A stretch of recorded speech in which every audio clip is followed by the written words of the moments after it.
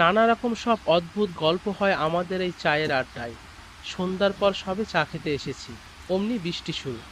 জানি না আজ কেউ আসবে কিনা। শরৎ দাদু আমাদের গল্প শোনায়। তিনি আবগারি বিভাগে বহুদিন কাজ করে অবসর গ্রহণ করেছেন। 60-এর কাছাকাছি বয়স। তান্ত্রিক সাধনা করেন।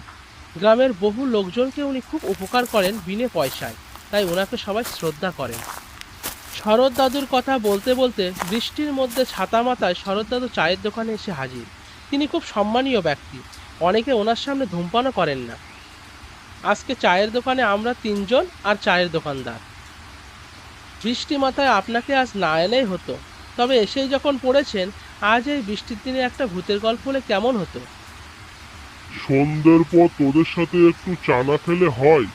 এই একটু সময় পাই তোদের সাথে সময় কাটানো। সারাদিনের একঘেয়ে কাটানো সময় আর ভালো লাগে না। একটা গল্প আজ বলতে পারি, ভূতের কিনা জানি না। গল্প শুনে তোরাই বিচার করে বলবি। শোন তবে সেই গল্প। আমাকে সেবার হঠাৎ করে ডুয়ার্স অঞ্চলে বদলি করলে। আমার পরিবার তখন কলকাতায়। তাদের রেখে আমি ডুয়ার্সে চলে গেলাম। নতুন জায়গা, চারিদিকে শুধু চা বাগান, বনময় অঞ্চল, বড় নির্জন স্থান।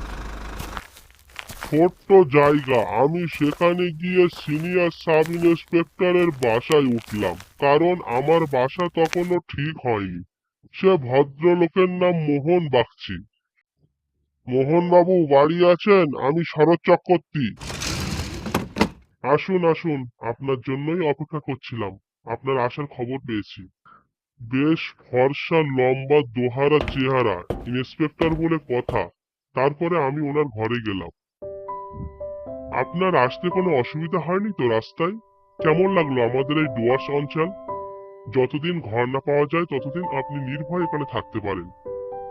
আমার খুব যত্ন করলেন। মনে হলো বেশ ভালো গোছের মানুষ উনি। যে কয়টা দিন উনার কাছে ছিলাম বেশ ভালোই ছিল দিনগুলি। তারপরেই শুরু হলো যত সমস্যা। সেদিন সন্ধেবেলায় বৃষ্টি হচ্ছিল। আমি সোফায় বসে খবরের কাগজটি পড়ছিলাম। মোহনবাবু ও ঘর থেকে ডাকতে ডাকতে এলেন।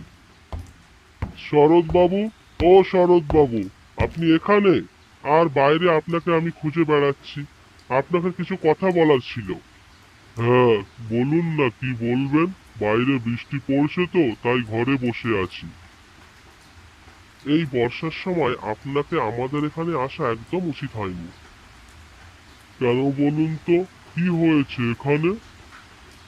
এখানে ভয়াবহ ব্ল্যাক ওয়াটার জ্বর হচ্ছে। আপনি নতুন লোক, তাই সম্ভাবনা আছে। দু একবার জ্বর হলেই ব্ল্যাক ওয়াটার জ্বর দেখা দেবে। আর এই জ্বরে সবাই মারা যাচ্ছে।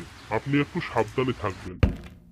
এই বলে শরৎবাবু চলে গেলেন। আমি তো পড়লাম চিন্তায়।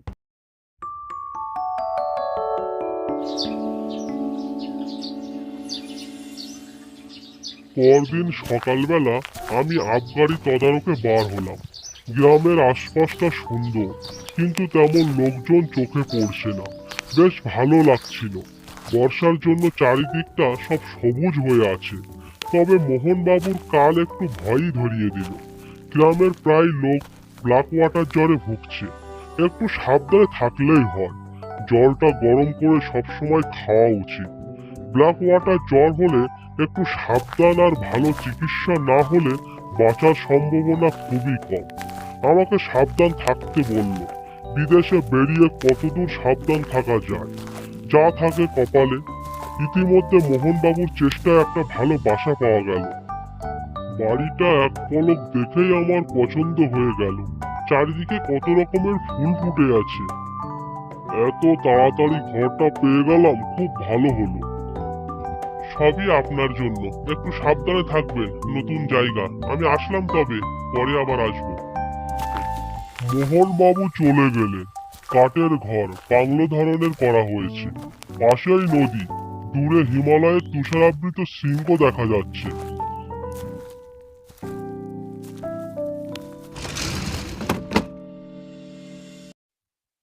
ঘরটা দেখে আমি খুব খুশি হলাম। এত সুন্দর ঘর আর এত সুন্দর পরিবেশ আমার জীবনে প্রথম দেখলাম। খুবই ভালো লাগছে আমার। চারিদিকে সব জিনিসপত্র পরিপাটি করে সাজানো। ঘরে প্রবেশ করেই কেমন শান্তি অনুভব করলাম আমি। ইতিমধ্যে মোহনবাবু আমার জন্য একটা আর্দালিকে পাঠিয়েছেন রান্না বান্না করার জন্য। বাবু, আমি তাহলে দুপুরের রান্নাটা সেরে ফেলি। ছেলেটা চলে গেল রান্না করতে। আমি জানালার ধারে বাইরের নদীটা দেখতে লাগলাম। কত সুন্দর দৃশ্য, কত রকমের পাখির ডাক, ঠান্ডা হাওয়া, সবই মনোমুগ্ধকর। তারপর একটু বিশ্রাম করে বেরিয়ে পড়লাম চা বাগানের পাশে সেই ছোট্ট বাজারটায় গাঁজা ও আফিম এর দোকান তদারকির জন্য। আসুন আসুন স্যার, কেমন আছেন বলুন?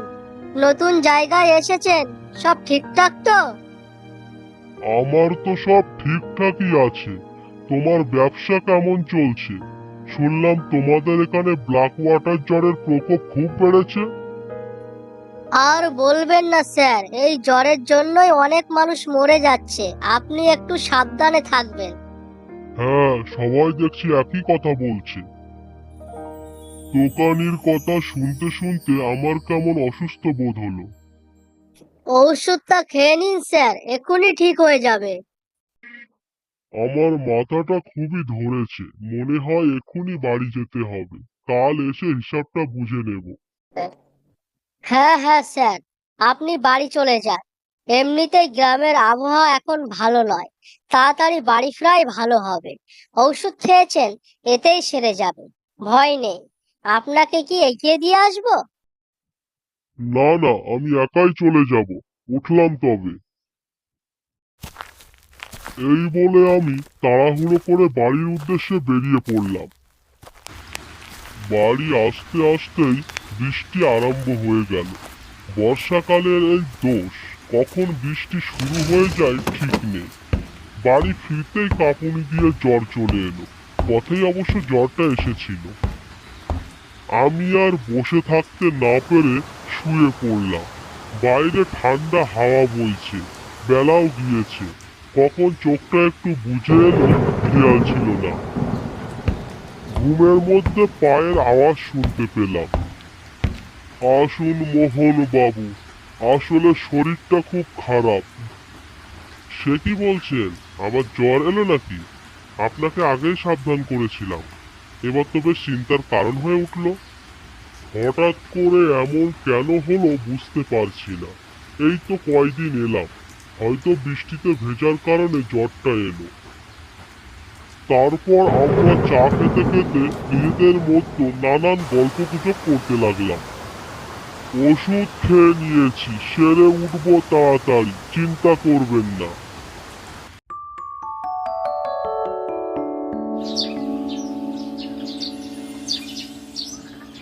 পরদিন সকালে জ্বরের ঘোর একটু কাটলো।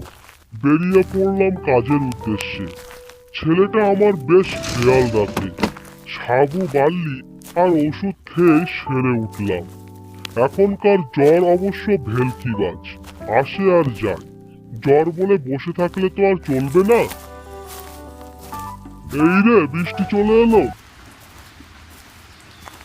তাড়াহুড়ো করে বাড়ি ফিরতে লাগলাম। জ্বর থেকে উঠলাম সবে। এখন ব্ল্যাক ওয়াটার জ্বরের ভয়, একটু সাবধান থাকতে হবে।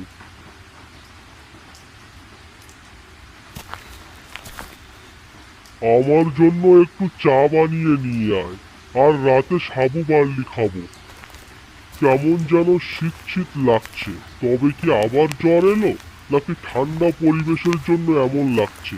একা একা বসে 7-5 কথা ভাবছি, দেখলাম মোহনবাবু আসছে। আসুন, আপনার কথাই ভাবছিলাম। ভালো করেছেন, বসুন। এখন কেমন আছেন সেটা বলুন। জ্বর কি একটু কমলো? হ্যাঁ, জ্বর একটু কমেছিল, তাই কাজে বেরিয়েছিলাম। ভিজে গিয়ে আবার জ্বর চলে এসছে। সে কি কথা? এমন বারবার জ্বর আসলে বিপদের কারণ হতে পারে। তারপর মোহনবাবুকে চা খেতে বললাম, কিন্তু উনি বারণ করে দিলেন। ভাবলাম উনি ভাবছেন আমার হয়তো ব্ল্যাক ওয়াটার জ্বর হয়েছে, এই জ্বরটাকে ওরা ছোঁয়াচে বলে। রকম ওদেশের মানুষ বুঝলাম না।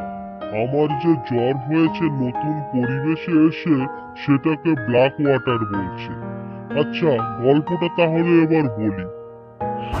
সেদিন রাতে শুয়ে পড়ে ভাবছি সকাল হলেই বাড়ি চলে যাব। এরকম করে থাকা যায় না। মোহনবাবু আমাকে যেন এড়িয়ে চলছে। শরীর দুর্বল থাকায় এসব ভাবতে ভাবতে কখন যে গভীরে ঘুমিয়ে গেছি খেয়াল ছিল না। হঠাৎ অনুভব করলাম আমার আশপাশটা কেমন ঠান্ডা হয়ে উঠছে, আর একটা মন মাতানো মিষ্টি ফুলের গন্ধে চারপাশটা ভরে গেছে। আরো খেয়াল করলাম আমার চারপাশে কারা যেন ঘুরছে। খুলতেই দেখলাম কেউ নেই, শুধু সেই ফুলের গন্ধ আর শীতল হাওয়া ছাড়া। মনে হলো কে যেন একটা বলে উঠলো, কে রে, জাগলি কেন? ঘুমো, ঘুমিয়ে পড়, কোনো ভয় নেই, এখানে কেউ আসবে না, আমি আছি, ঘুমো। ঝাপসা চোখে চাঁদনি রাতে দেখলাম তার গায়ে জ্যোৎস্না পড়েছে। তারপর কখন ঘুমিয়ে গেছি জানি না।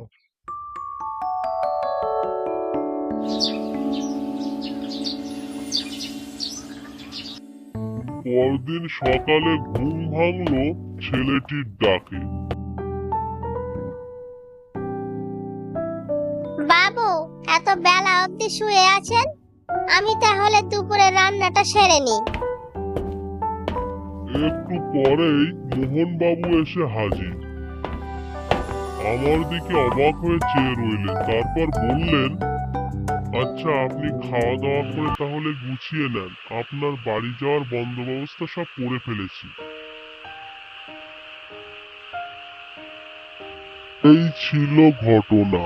ওরা ভেবেছিল আমি রাত কাটাবো না, এমনকি আমার বডি ওরা কি করবে সে বন্দোবস্তাও করে ফেলেছিল। পরে জানতে পারি। দেখলাম শরৎ দাদু চুপ হয়ে গেলেন, তার চোখে জল এসে গেছে। ভয়ে ভয়ে জিজ্ঞাসা করলাম, আচ্ছা, তারপর আর কখনো সেই মূর্তি দেখতে পাননি? আর অসুখে ভুগেছিলেন? আর ওই বাসায় কতদিন একা একা ছিলেন? আমি আর ছেলেটা থাকতাম, আর অসুখও হয়নি। তারপর বদলি নিয়ে আমি বাড়ি ফিরে এলাম।